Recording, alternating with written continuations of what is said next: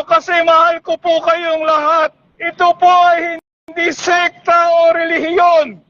Hindi po ako nagpapagod at nagpapakahirap para sa sekta at relihiyon.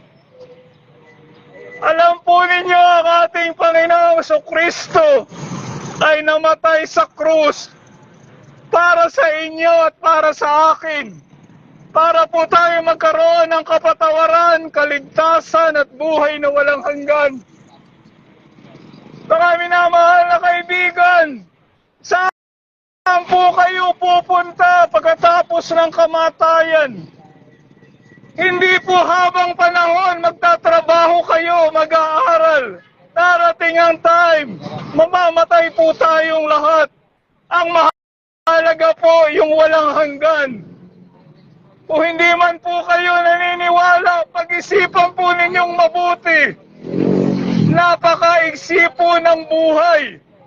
Sandali lang po ang buhay. Subalit ang Panginoong Jesucristo po ay nag-aalay po ng kapatawaran, kaligtasan at buhay na walang hanggan. Nandito po siya ngayon, ang ating Panginoong Jesucristo. Na inalala po natin noong Biyernes Santo at siya'y muling nabuhay. Ano po? Nandito po siya at kumakatok sa pintuan ng inyong puso. Ang sabi niya, sino man mapapasok, ako'y hahapong kasalo niya.